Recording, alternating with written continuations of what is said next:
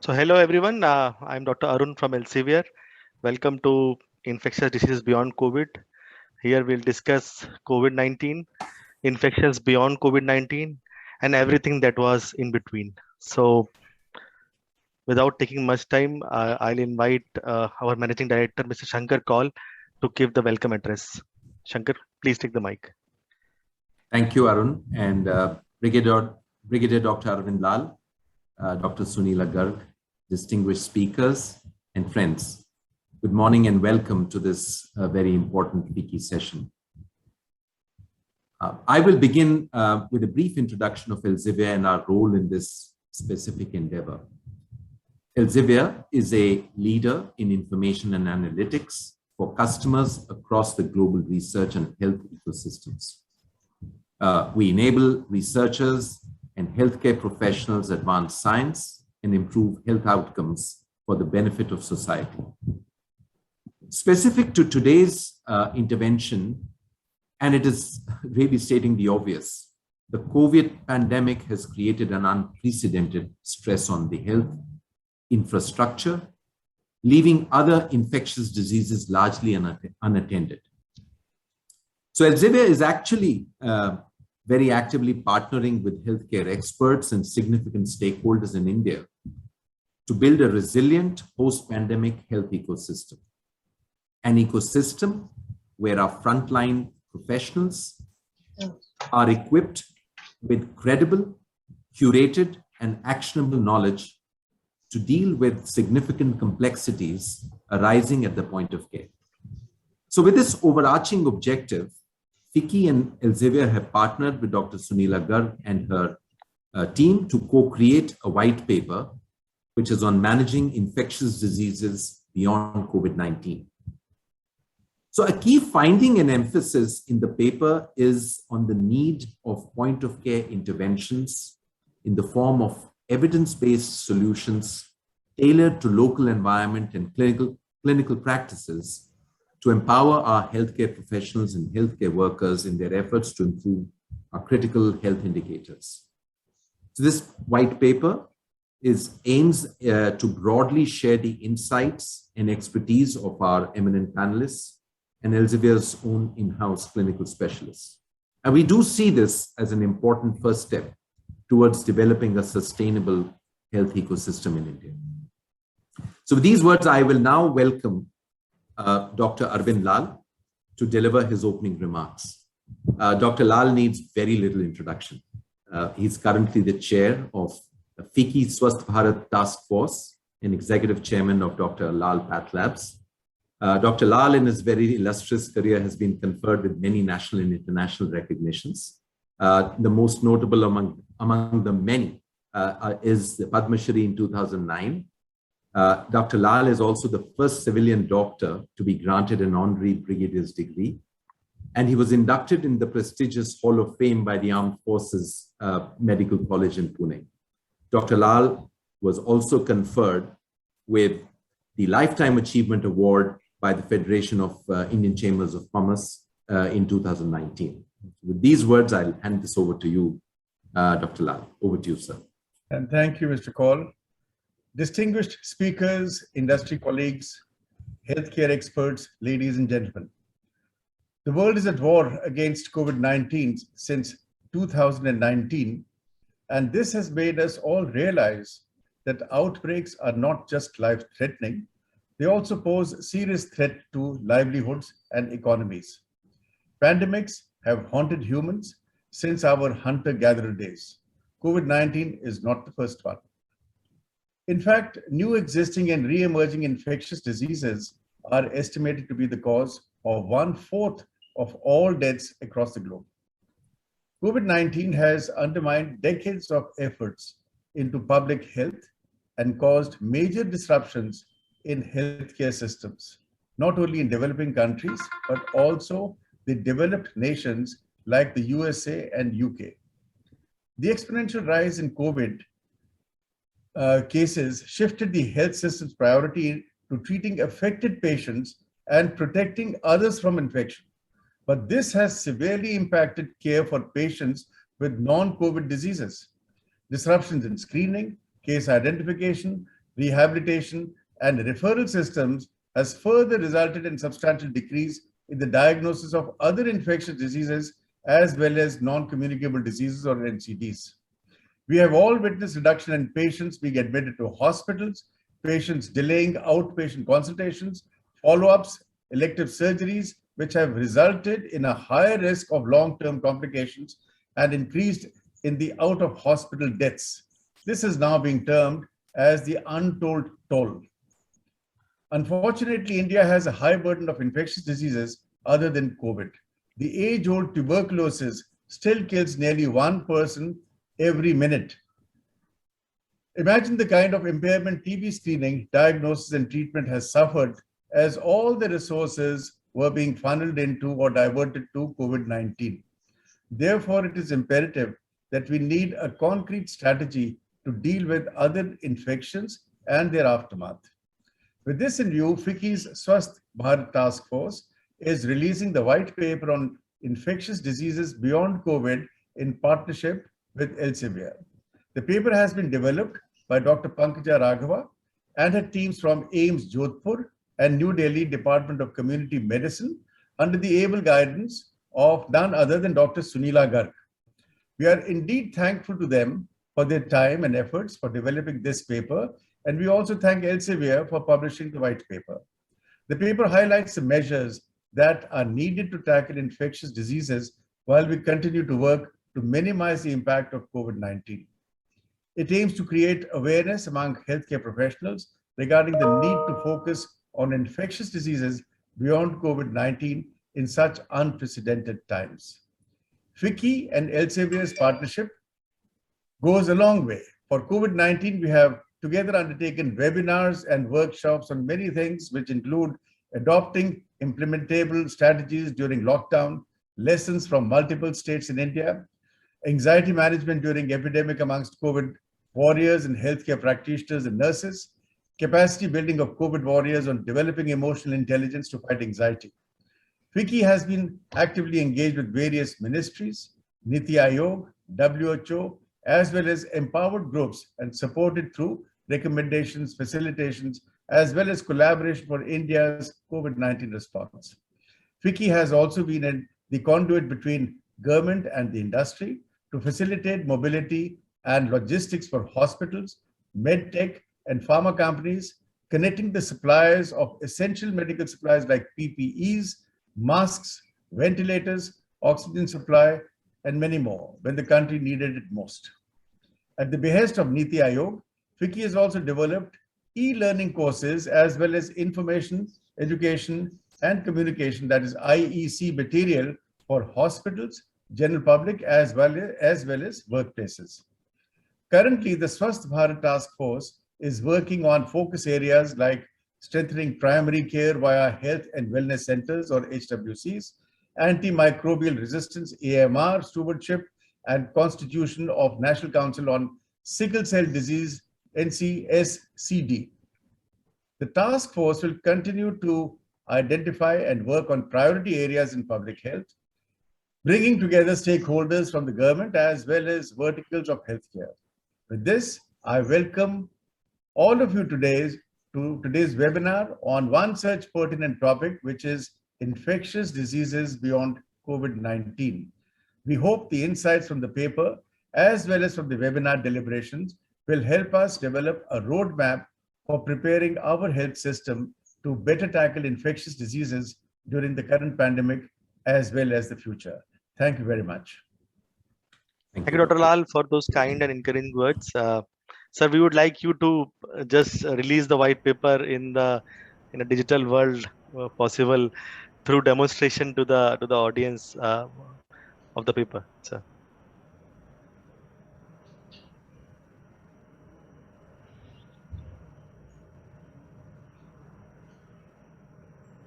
Dr. Lal? Yeah. Can you see it? Yeah. Okay. Yeah.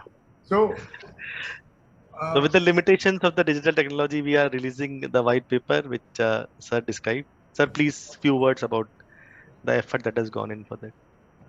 So I've already mentioned, and thank you very much, Elsevier, and all my colleagues, especially Dr. Sunila Garg, for having brought this thing to its fruition.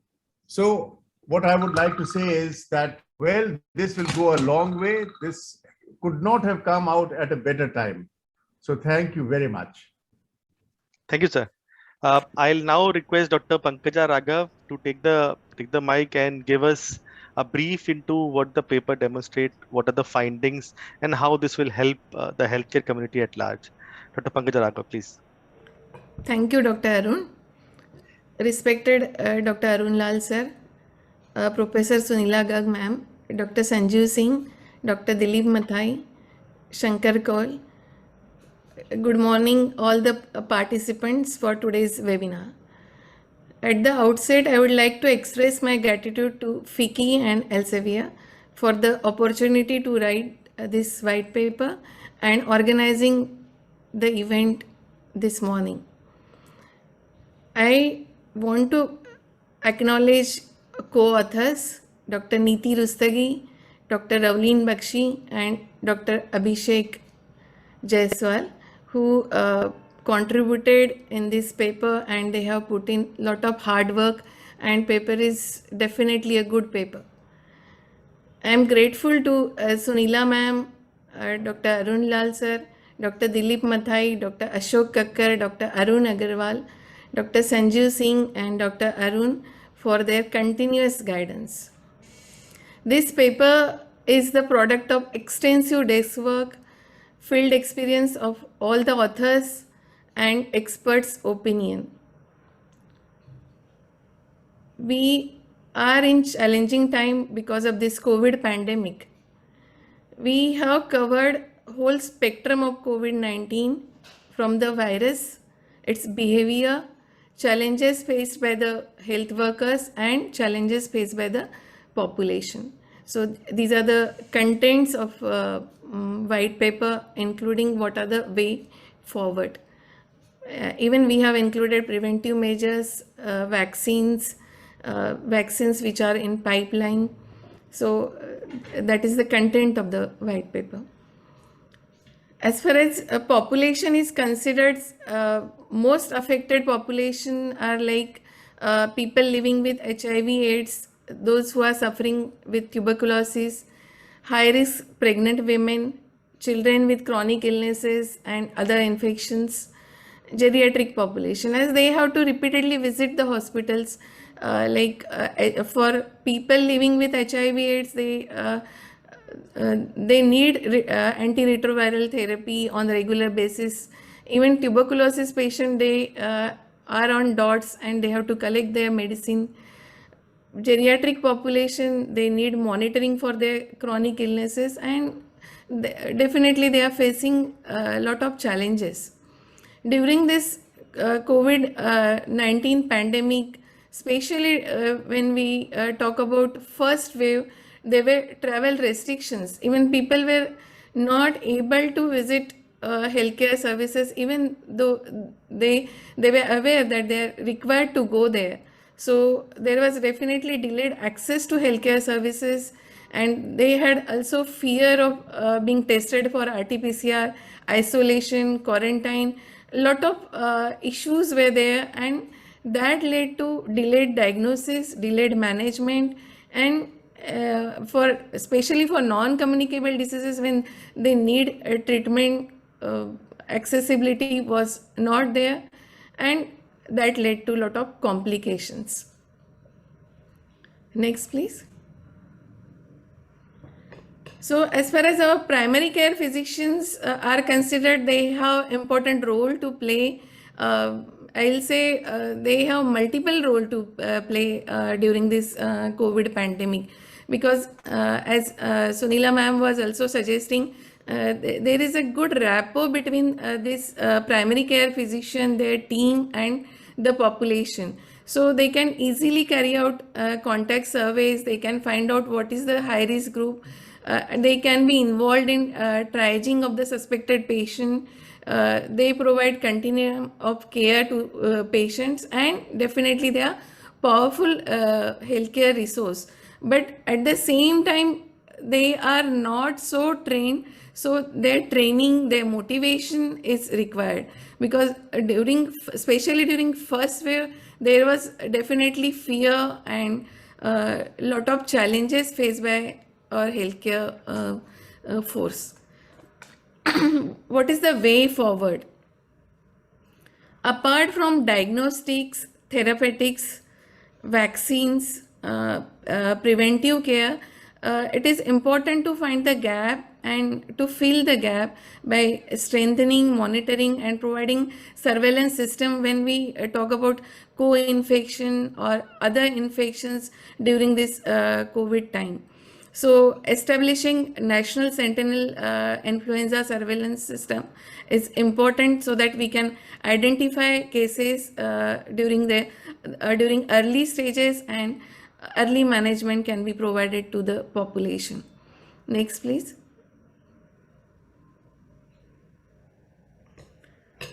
So when we are using digital platform everywhere, so capacity building of our healthcare force is essential. Maintaining e-health records so that we can immediately find out when there is potential for having outbreak. And national communication campaign for mental health is essential when our children are maybe not directly affected with COVID, but yes, indirectly they are affected because of several other issues. And continuous training of our healthcare professionals, their involvement in managing the cases, and not only managing COVID-19, but at the same time other illnesses during this pandemic. And as we know, initial period of when vaccine was launched, there was lot of hesitancy. But now when we see the reports, and when there was Maha Abhiyan, the coverage rate was very high. In Rajasthan, it is almost 80% for the first dose. So that is also being handled. Next. So at the end, I would like to acknowledge all the contributors. Thank you, and looking forward to again meeting you during panel discussion. Thank you. Thank you, Dr. Raghav, and very nicely summarize the insightful gist, and we'll try and cover some of these themes during our panel discussion as well. So before we start the panel discussion, I would like to introduce the panel members. As Shankar and Dr. Lal described, Dr. Sunila Garg has been instrumental in this whole task force, and she needs no introduction in the field. She is a professor of excellence. She is formerly Subdean and HOD of Community Medicine from Maulana Azad Medical College. She is the president of Indian Association of Preventative and Social Medicine, and she's an advisor to numerous governmental and non-governmental bodies. Welcome, Dr. Sunila Garg. Dr. Pankaja Raghav, who gave the presentation, she's HOD of Community Medicine at AIIMS Jodhpur. She and her team were instrumental in creating this white paper. Dr. Sanjeev Singh is Medical Superintendent of Amrita Institute in Kochi, and in Faridabad. He splits his time between the two institutes. Dr. Dilip Mathai, a well-known personality in the field of infectious disease. He is the Dean of Apollo Institute in Hyderabad, and he has widely written and published papers and chapters on infectious disease. So right now we'll just start off the discussion, and I'll put the first question, Dr. Garg, which is about the impact of COVID on all sorts of health services and health indicators, and what has been her experience, and what she thinks is the long-term impact of such a jolt to our system. Thank you, Dr. Arun, and good morning to all the panelists and Dr. Arun Agarwal and the team from Elsevier and team from FICCI. I'm really thankful, and we are all aware of that since March 2020, we have been talking about these issues. We all have highlighted amply in this paper that all services with regard to communicable diseases, like has been pointed out recently by Dr. Pankaja, whether it was HIV, AIDS, TB, non-communicable diseases, or reproductive and child health services, including, the mitigation of vector-borne diseases, along with especially immunization coverage. They have been disrupted since the COVID-19 pandemic began. And also there was reduction in utilization of basic essential services such as antenatal care.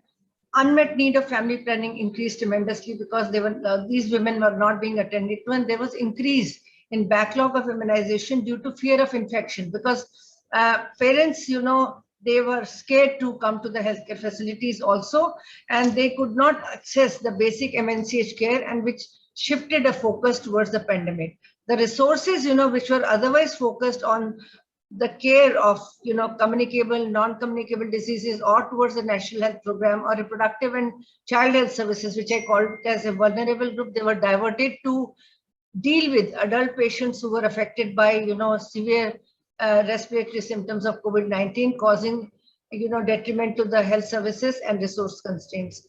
One of the surveys which has recently been released by WHO, which has been completed by 155 countries during 3-week period in May, confirmed that the impact of COVID-19 has been global, but particularly low-income countries have been most affected. The situation is of significant concern. Why? Because people living with NCDs are at great risk of severe COVID-19 related illnesses, and they could not be attended to during this pandemic times. And many people, as has been amply pointed out by Dr. Lal also and Dr. Pankaja also, many people who needed treatment for the diseases like cancer, cardiovascular diseases, diabetes, or dialysis services, they could not receive the health services and medicine they needed since the time COVID-19 pandemic began. And it is vital that the countries, they find innovative ways to ensure that essential services for NCDs continue, post-pandemic. And then this is a lesson for the future also. While we are still fighting COVID-19 also, but these services have to be resumed as early as possible also. And also, all mortality and morbidity indicators related to maternal and child health services, including family welfare, communicable, non-communicable diseases during COVID-19 have been adversely affected. And we all know that in order to meet sustainable development targets, we cannot meet them because all these, unless we meet these indicators, the targets have been postponed. And then, achieving universal health coverage also will become a utopia, and including financial risk protection and having access to quality services has also suffered, with also compromising access to safe, effective, and quality affordable essential medicines to all. Now, your second part of the question was also that it has resulted in surge of few infections. Recently, we are seeing, surge of vector-borne diseases like malaria cases are coming, dengue cases are coming, because we could not take into consideration the mitigation strategies, which were already, taken throughout the year, in the non-pandemic times, and leading to higher incidences of household dissemination of these infections during the lockdown. So lowering the parameter of vector-borne diseases dissemination, while also lowering the introduction to non-endemic geographically isolated areas. So in nutshell, what I would like to say is that all services, all national programs, all indicators have been adversely affected, and they are, they have led to a huge backlog. And we will take, I think we have gone many years back, and we have to work very, very hard in order to achieve these targets. And this is a lesson for us for future as well. Thank you so much. Very well put, Dr. Garg. And taking your point on the national health programs as well, Dr. Pankaja, many of the national health programs effectively tackle situations with vulnerable groups, children below 5 years of age, maternal health, geriatric health.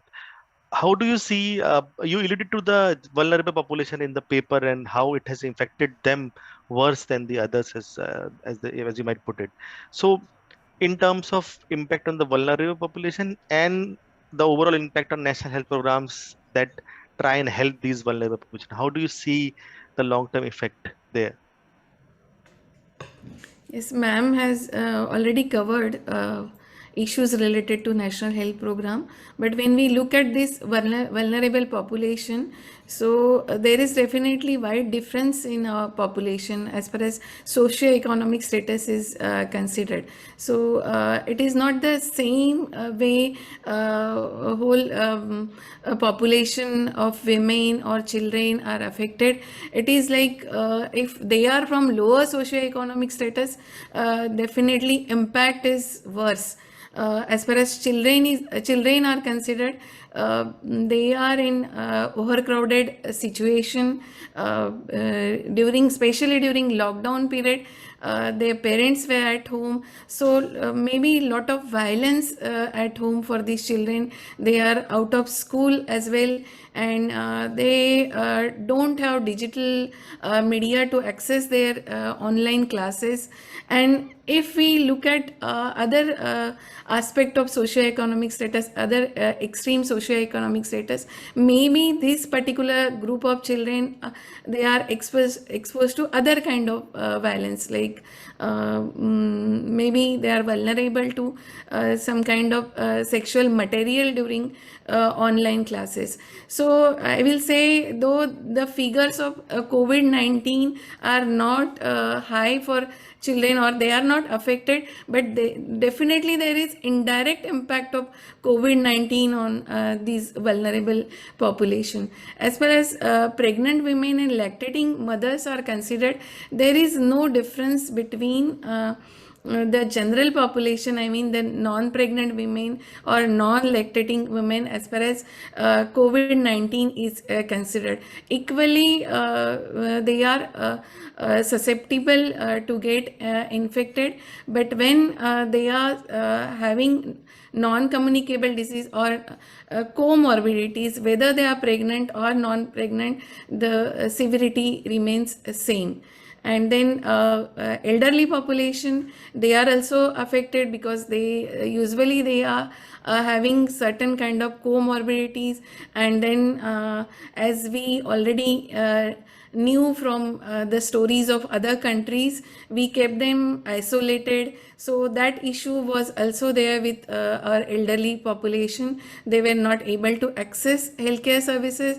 They were alone, or maybe I will say they were exposed to abuse as well through their caregivers.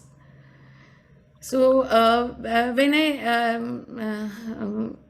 interviewed the health system managers, what we observed there was, or what the experience was, a healthcare team, frontline workers, they were all diverted towards COVID-19. So definitely our national health program was suffering, but that has happened for a brief period. Then immediately during second wave, though we were facing challenges related to oxygen and beds, but at the same time our national program, national health program was not suffering. And I think we are now doing our work as pre-pandemic period. Sincerely, we hope so that the national health programs can come back to the pre-pandemic pace. Dr. Sanjeev, I have a more difficult question to ask you, and which is more closer to home. It's about the rationality that we seem to have lost during the pandemic in terms of prescribing treatments, in terms of coming out with studies, in terms of claiming new treatment and their success rates. So what's your view on how to make sure that we better rationalize all this when it comes to, fortunately, unfortunately, more cases that might come in the future? Yeah, thanks, Dr. Arun, and thanks, Dr. Pankaja, for that fantastic work which you have done. And Dr. Lal did mention that rationalization is going to be important. COVID was definitely an unprecedented time, and academic community did respond in the same flow. There were close to 325,000 publications between 2019 and 2020. So that is close to 37% higher than what is generally being submitted.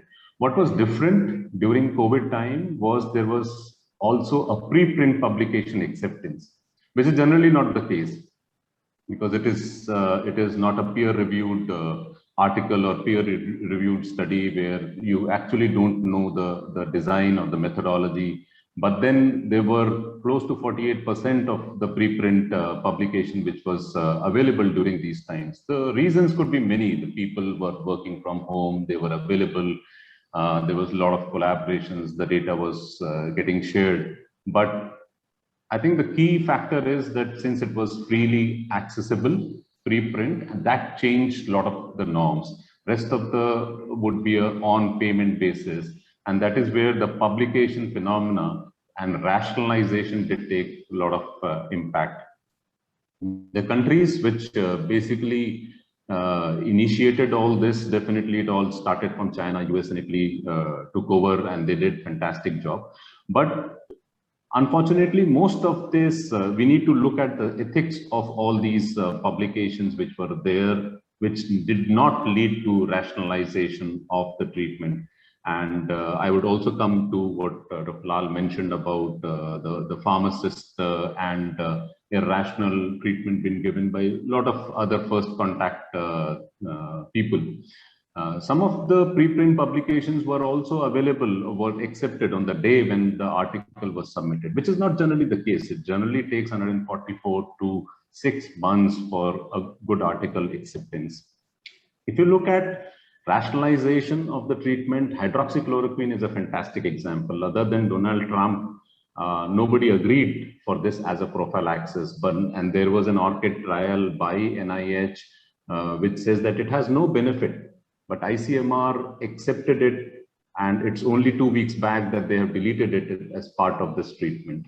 Ivermectin again is a fantastic example where WHO and FDA did not accept 200 microgram per kg first day and taking it for 3 to 5 days.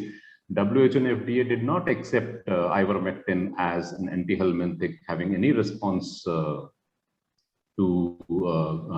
neutralizing COVID-19, but we still contained ICMR aims did mention this as part of the, and it's only 2 weeks back that it has been sort of withdrawn. Left, right, and center, we have pumped people with azithromycin and doxycycline during this course, and there has been so many trials which says it has absolutely no impact. NIH and Infectious Diseases Society of America did not accept azithro and doxy to be given, but we have given almost to those who had COVID, those who had fear of COVID, those who thought they might get COVID, and every blood of 1.3 billion Indians possibly, except for the neonates and the early pediatric, would have azithro and doxy with them. Plasma therapy again falls into the same category. We have seen the surge of remdesivir and tocilizumab, and again, there has been differences in the rationalization. NIH says remdesivir to be given for 10 days, ICMR to be given for 4 days doses. And so there has been a difference in the treatment. Very interestingly, there has been difference between the state. So there is no one health or one treatment protocol standardization followed within the country. So different states had different protocols. They also had different categorization. Some of them, they had mild, moderate, severe, but they also had 5 categories, Kerala, West Bengal being some of the examples. So different states also adopted different mechanisms. And I think that is where we went into an irrational, inappropriate, unwarranted therapy. And this is a good learning for all of us, that there has to be more standardization, there has to be more uniformity in our practice. And if we have to, and Dr. Lal also was mentioning about antibiotics and bacterial infections. There's a small group collaborative with ICMR, and they have found that the secondary bacterial infections have increased. So there has been an increase of 17% of Acinetobacter during 2020-2021. There has been increase of 11% of Pseudomonas, and again, in all these critical care units, we have thought that there is a secondary bacterial infection as we have treated. So there is a lot of learning to be done, and I'm sure who could be the best person other than Dr. Dilip Mathai, because he has been our mentor and the guiding force for all the treatment protocols plus rationalization. But there is a lot of things which we need to do and pull up our socks for a better preparedness. Definitely, Dr. Sanjeev. I think the healthcare community needs to look inwards to find more answers to this. The rationalization, they have to be responsible. Next up, Dr. Dilip Mathai. Sir, you have been waiting for your turn. My question to you again is from within the community only. Okay, COVID did impact the population at large, but it did impact the healthcare professionals as well. The digital interface, the online OPDs, the video consultations, for the residents, the learning and training, the overwhelming wards with COVID patients, not being able to devote time to other, other diseases, learning other symptoms, and learning other treatments. So, what has been the impact on practitioners, students, residents, everyone, sir? Thank you. Thank you for this kind words. And also starting from where Dr. Sanjeev Singh left off, I am now 70 years of age, and I graduated in 1974. And I have seen 50 new microorganisms coming out into the world since my graduation. And and of course, HIV/AIDS was a disaster, but in a very short span of time, this illness took a toll of human lives as such. So that's where the impact is. And as Dr. Sanjeev said, a lot of anecdotal treatment modalities set in. Now, coming to your very specific question, I'm looking at how to answer it. There are two aspects to your question. One is the delivery model of healthcare, and the second is the delivery model of education. The pandemic certainly impacted both these aspects of let's say medicine. Now, if you look at the delivery model of healthcare, in this panic situation, many people were not coming to the outpatients. My footfalls dropped drastically. My inpatient admissions dropped drastically, other than for COVID, let's say.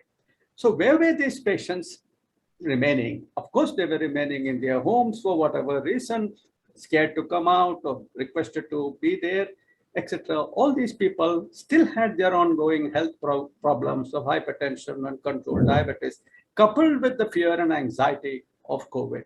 So they had no recourse to the so-called big aspects that we say physician must be available, accessible, affable, etc.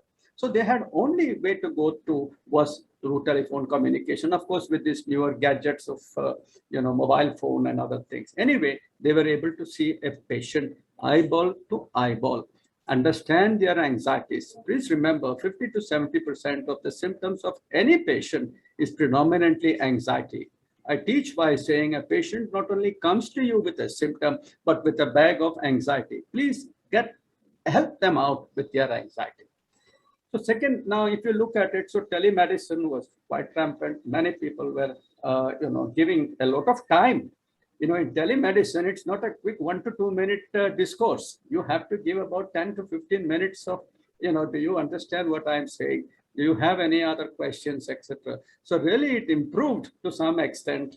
And also we did not have unnecessary fears and other things by people coming into hospital or fear of coming, for that, getting COVID as such. Imagine every illness, even for me, what I'm worried about is, will I have a disability? Second part of it, my other worry is, how much would it cost me? Third one is, if it did cost me so much, would I apportion it for my care, or would I apportion it for the care of the remainder members of my family? I have no job. Now, what do I do? How do we handle these situations? We teach in social medicine that you must look at the patient as a whole. We were ineffective. We felt uncomfortable in addressing some of these issues as such. Now, coming to the other aspect, let's say education and the delivery of education. Everybody, we knew that almost in March, we started our online training program. March 2020, maybe one of the first few, forced out of compulsion, because we had to engage with the students. Not that we knew a great deal, great deal about education technologies, but I actually I undertook a course which FICCI had conducted on medical education technologies. I still have that certificate somewhere in my table. So you see, I could still learn at this age. But it's very useful how to use the Google system, how to use the classroom training system. So we were all compelled to learn the new medical education technologies so that the online delivery system could occur. I'm not talking about what other problems associated with it. No. But what I'm saying, I found that, please understand, all of us must understand it because we are medical people. Medicine is a subject taught for words. Let's say the definition of hypertension is 140/90. It's forward. The definition of eclampsia is forward teaching. But the practice of medicine is backward thinking. A patient comes to you with pedal edema, hypertension, proteinuria. How do I take this backwards and say that this pregnant lady has eclampsia? That's a tough process to teach. I know I'm with business group. I know I'm with marketing. Next month, I'm supposed to give a management talk as such. But the process of learning and teaching is different from what we do in medicine. You have to think backwards. Practice-based is backwards. Practice-based is problem-oriented. Practice-based is symptom-oriented. And there are over 800 symptoms. And let's say in COVID itself, now I'm dealing with the post-COVID situation. I'm having 50 symptoms, the so-called post-aftermath of COVID. I don't know how to teach them, but those symptoms I am now beginning to teach as, let's say, fatigue, shortness of breath. Really, how do you teach them so that they know that the pretest probability that it could be COVID, etc. So the practice of medicine has changed because nobody is now touching patients. Nobody is using or not auscultating because the length of the stethoscope is not more than 24 inches. And you can't get closer to the patient. Everybody is either saying, heart is okay now, everything is okay now, but nobody is really examining the patient. It has affected the clinical practice also. And please understand, if a doctor doesn't touch, there is no value in a doctor-patient relationship.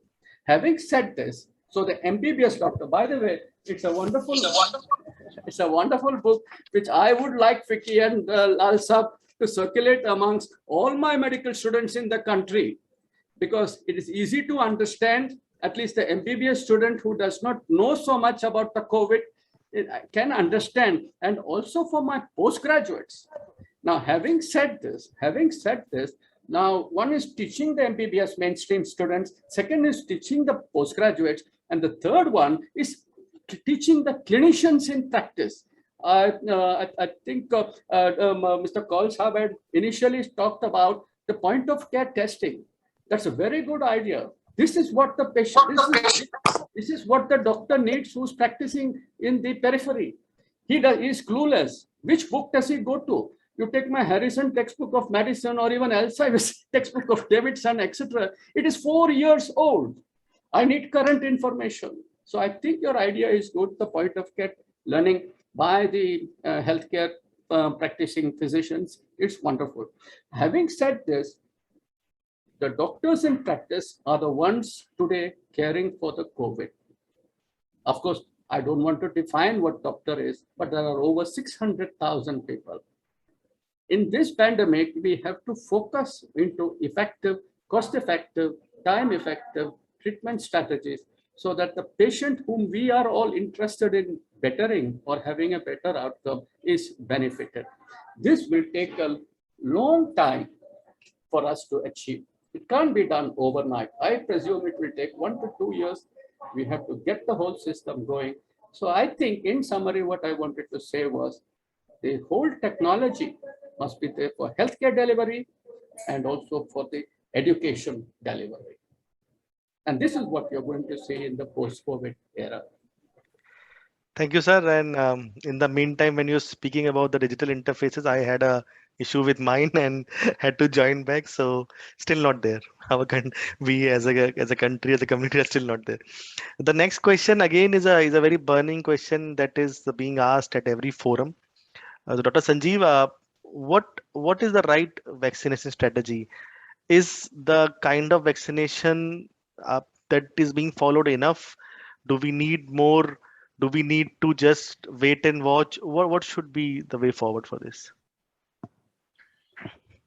Yeah, I think that is a very good question. I would really like to congratulate all the healthcare workers and Government of India, especially for putting up a fantastic strategy. Initially, it looked extremely dubious, but the way they have been covering and close to 98 lakhs per day, and 25% of them receiving the first dose, 63% of them receiving the second dose is just fantastic. I think whatever they have done. So they did set up a good national expert group, which put in together a strategy in place, which basically started with earlier prioritization of the vaccine administration. So all healthcare workers, all frontline workers, the cleaning staff and the police people, all those who were above 50 years of age were earlier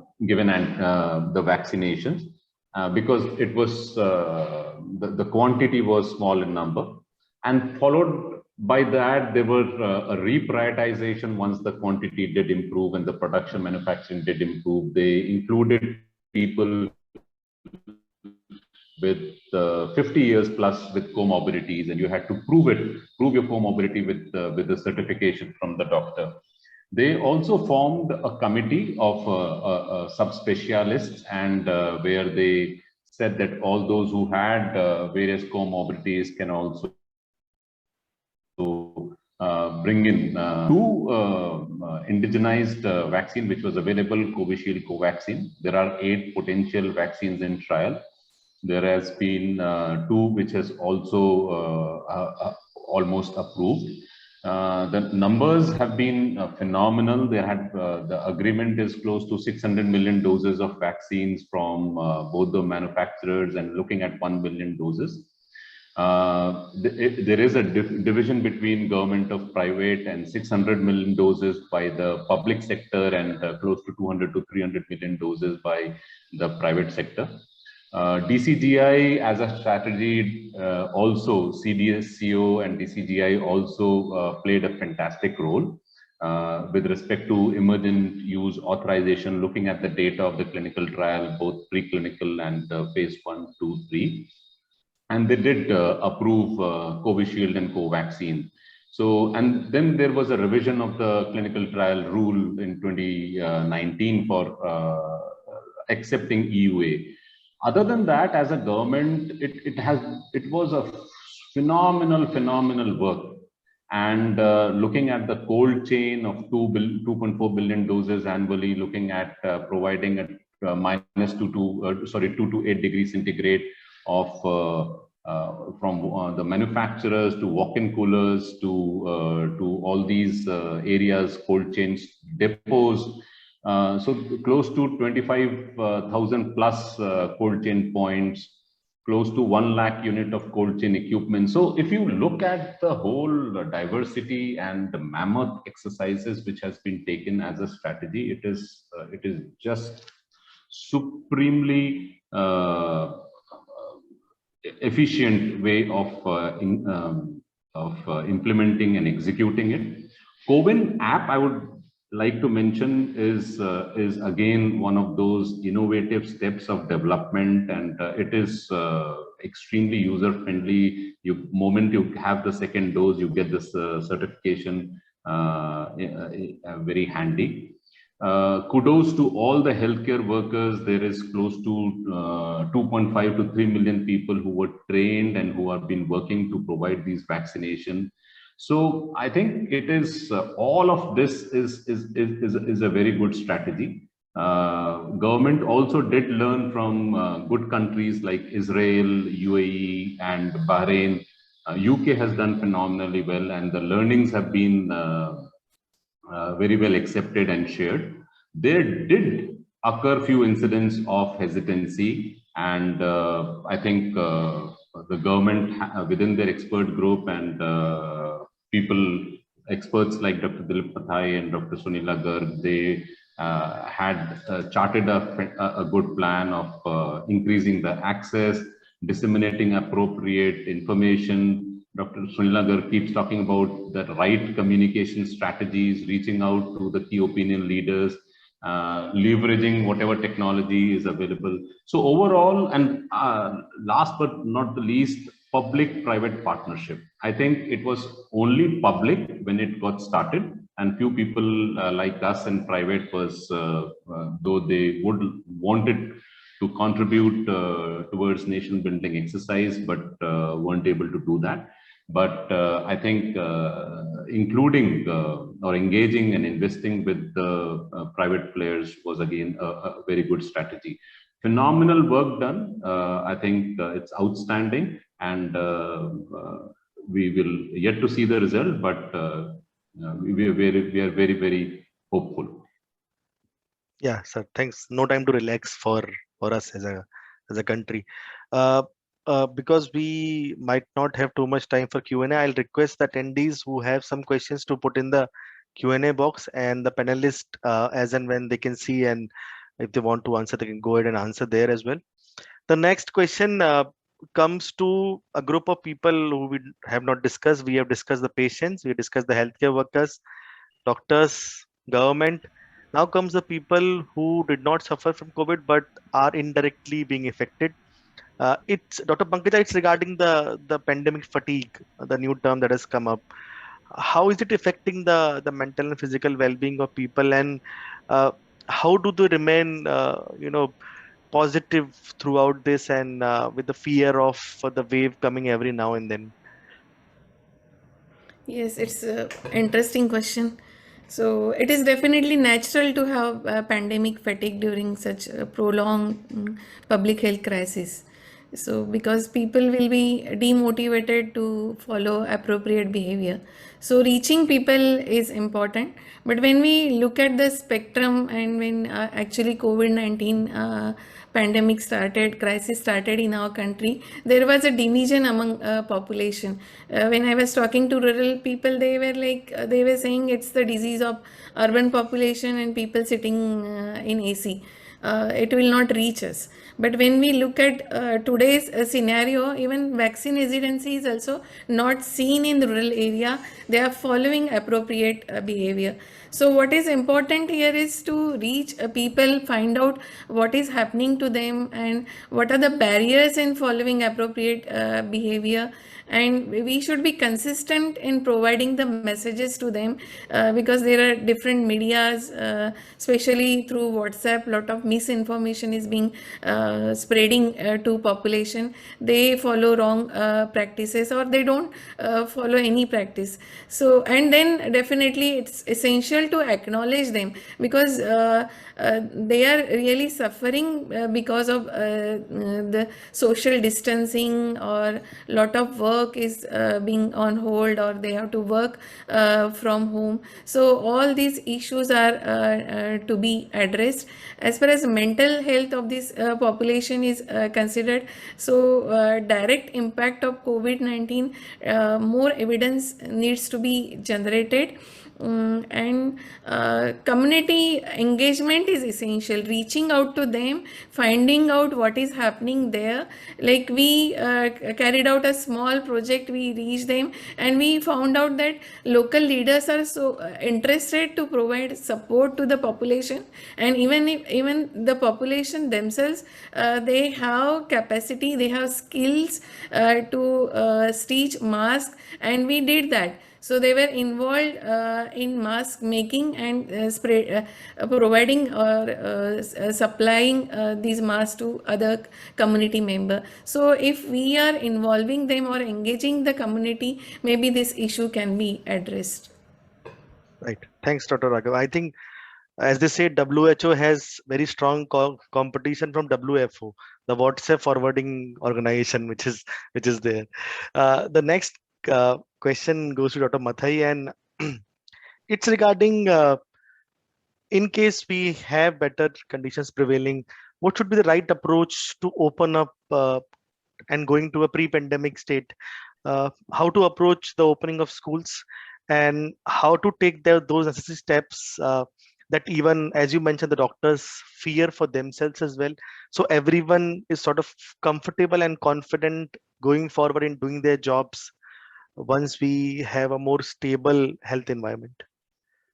Yeah, that's a very tough question to answer, but I have very few references to which I can allude to. Now, I have seen Dr. Sunila's presentation on that we should open up the schools. I agree with her, but I don't know what data she saw. Now, today, everybody is modeling this disease based upon the variant. Today, we know the variant of interest, or I'm not saying variant of concern or anything. The variant is the Delta variant, 99% that is going around in the country. So we know that the behavior of that. We know that from vaccinations that the so-called escape phenomenon is occurring, but we also know that it is not to a great extent. And we also know that the vaccine is protective. If you have taken 66% of our population have been vaccinated with 1 dose, and maybe 25% with 2 doses, and maybe several others have had subclinical infections. So I really do not know what is the immune status. But I do know one thing, that even with all of these immunizations and the subclinical infectivity that is going on, we are not seeing high case fatality rate, whichever way you want to define it, or high mortality. In other words, we don't see vaccinated people to that extent, or any person coming in with moderate or severe infections.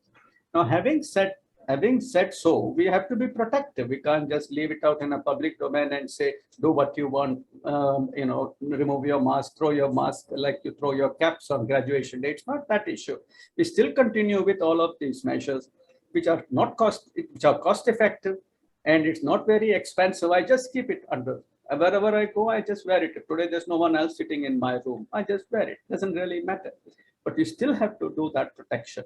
Having said this, now what do these modelers and these simulation experts see? They have data. They have access to data which you and I do not have. I have access to data around my Apollo Institute of Medical College Hospital and arena. I know that there is no malaria in this area. I know that I'm not seeing dengue as an outbreak in this area. I know that I treat the the underserved population here. I'm not seeing too many of this COVID people coming. Today, my COVID ward is zero. And then now these are the elderly population. And so therefore, I am willing to go by what Dr. Sunila says, that open up.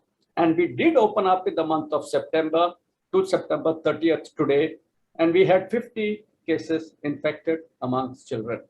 Nothing would happen to them. But still, a possibility still exists. So what is my answer? I am now opened up. Now the government has closed down for schools in Telangana. Now I've opened up for the medical college. Now, like I told you in my previous discussion, you can't teach medicine to people. It's an apprenticeship training program. So you need them to come in. So whether it is medical school or it's pre-school, we have lost out on a generation with improper education. I think so. I know my grandson is, don't tell him, see, and I don't think he has gone through the whole thing as we went through in the past. But anyway, it has certainly affected. I'm seeing failure rates. I'm at 90% pass mark college, 94, 95, high 90s. Yesterday, my results 79%. To me, it is a slap on my face. I can't afford it. What happened, Dilip? What happened was you taught them online. So it's time that they came into my hospital, but what I have to be careful about is, I want consent from the parents. Are there any elderly people at home? Are you all fully vaccinated? And please inform me, the dean, if they have any symptom akin to COVID. And then probably I will give them attendance. Now, so for the lack of physical this thing. And you see now, it's so very difficult, really difficult. Lal Saab will say, we've got so many investigations that we can help do, for a patient who comes with a fourth common presenting symptom in life, other than pain and cough and diarrhea, is fever. What do I do? These students will come back and say, I got fever, mommy. And you'll find these kids going to school, I got fever, gale mein kich kich. What will they do?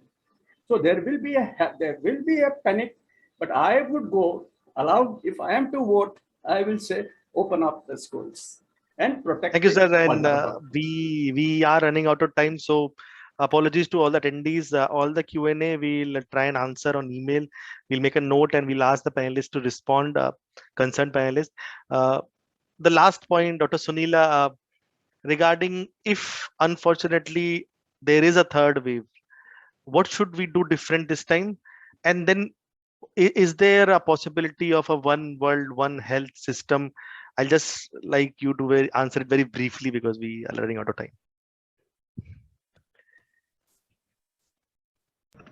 Ma'am, you're mute. Unmute yourself. Yeah. You said that if there is a possibility of third wave, first of all, there are a lot of lessons learned from first wave and second wave, and we have already got the seropositivity, sero survey results available with us. And along with, we have got today, I was looking at that, we have got almost 65% plus people who have received one dose of immunization and 25% people who have received both the doses. So the chances are that the third dose will be very mild. But then also during this period of time, there is a lot of systems preparedness also.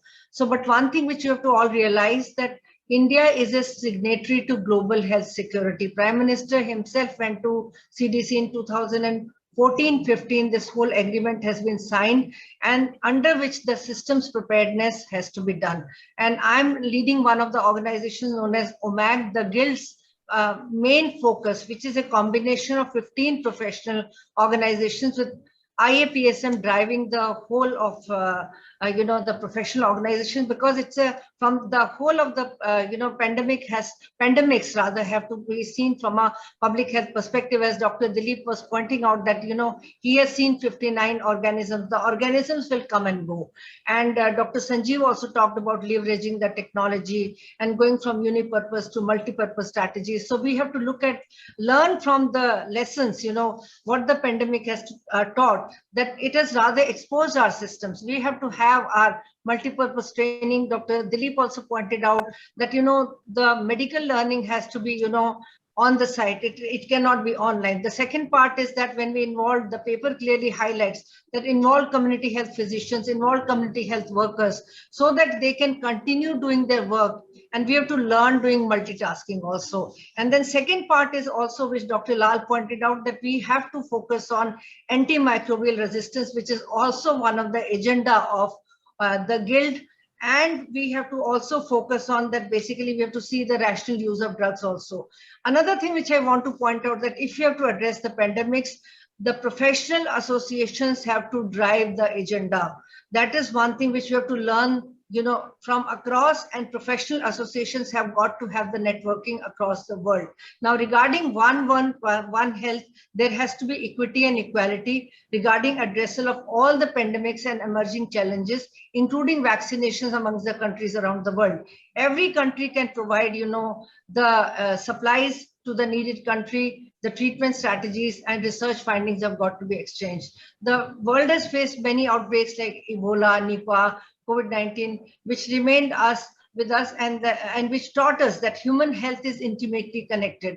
A broader understanding of health and disease demands a unity of approach achievable only through the philosophy of one world health, one health. So we have to be together, and we have to see that, the world is very small, and we are already a signatory to the global health security. So that is where we have to play a very, very critical role. And this paper is a very, very important step in this direction. And again, I'm telling that the professional associations should drive the agenda of the government by providing them the needful scientific information and the total data has to be on a very, very transparent platform so that immediate actions has to be taken. And one last example, which I like to give, like we have digitalized, under even platform, all the vaccinations are on. Similarly, the supplies have got to be digitalized so that, we are aware of that what we are falling short of, what we are not falling short of. So that is, the true way of working in the digital world. So you see, we have to work towards the total philosophy of one world, one health, and we have to care for each other across the world. Thank you so much. Thank you, ma'am. And my apologies to attendees again. Not able to take questions, but rest assured all the questions would be noted and relevant panelists would be notified to provide answers, and we'll email you along with the paper that we released. Now, before we go, I would request Hema Jagota, Country Director of Clinical Solutions for Elsevier, to give her vote of thanks and congratulate everyone on the release of the paper. Thank you, Dr. Arun. I would just like to extend a quick round of gratitude to the esteemed panel for sharing their insights with respect to management of infectious diseases beyond COVID. I think the key elements that the panel touched on today, like rationalization, like taking care of vulnerable population, ensuring resumption of important programs like NCD screening, maternal and child health screening, etc., would definitely help in steering the country ahead as we enter this next phase of post-pandemic era. I would also like to quickly thank the FICCI and Elsevier teams who have worked diligently behind the scenes to put together not only the white paper as well as the webinar today. And last but definitely not the least, I would like to thank all the participants who stayed with us for the last hour and a half and participated in this very valuable discussion. All the participants would receive an email with a link to download the paper. We hope you enjoy reading the paper and, more importantly, use these insights in your daily life. So thank you, everyone. Have a good afternoon. Thank you, Hema. Thank you, everyone, for attending the webinar.